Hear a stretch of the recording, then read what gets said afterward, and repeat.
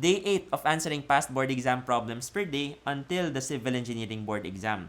Now, meron tayong soil properties problem kung saan a soil in its natural state has a moisture content of 30% and a unit weight of 16 kilonewtons per meter cube. The specific gravity of the soil particles is 2.5 at ang pinapahanap sa atin ay yung void ratio, dry unit weight, and degree of saturation. Now, sa problems on soil properties, marami tayong formulas na kailangan i-memorize. So, need nyong alamin kung ano ba yung relationship ng bawat quantity na ito sa isa't isa. Pero don't worry kasi meron na akong video na ginawa explaining everything you need to know about soil properties at lahat ng formulas na kailangan nyong i-memorize. Pwede nyo i-check yung link na ipopost ko sa comments.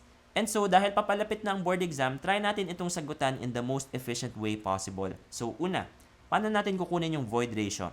Gagamit tayo ng formula na moist unit weight is equal to specific gravity times unit weight of water over 1 plus void ratio times 1 plus water content. Now again, problems on GeoHydro just involve you memorizing formulas and plugging in the given to get the answer. And makikita nyo sa lahat ng questions dito, one step lang siya. Ganon kabibilis sagutan yung mga questions on GeoHydro.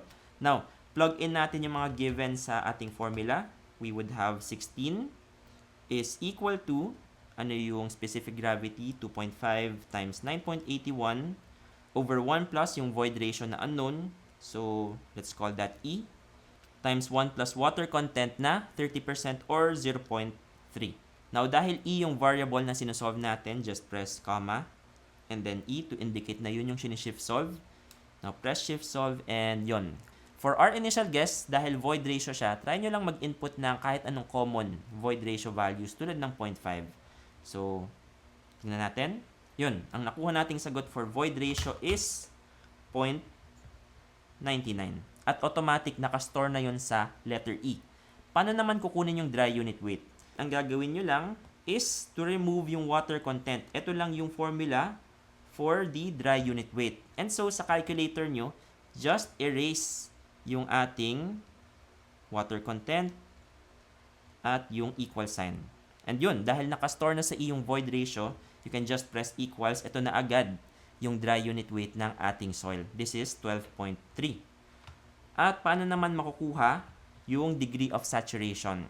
Again, gagamit tayo ng formula. At ang formula na yun ay tinatawag na GWES. So, bakit GWES? This is specific gravity times water content is equal to void ratio times degree of saturation. So, plug in lang natin yung mga given. For the specific gravity, we have 2.5 times yung water content na 0.3 is equal to yung void ratio na nakastore sa E times degree of saturation na i-assign natin sa X.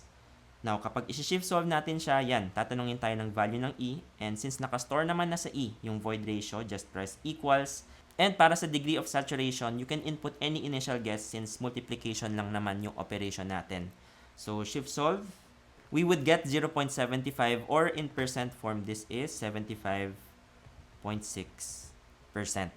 So, yun. Again, madali lang talaga lahat ng questions sa GeoHydro. You just have to memorize formulas.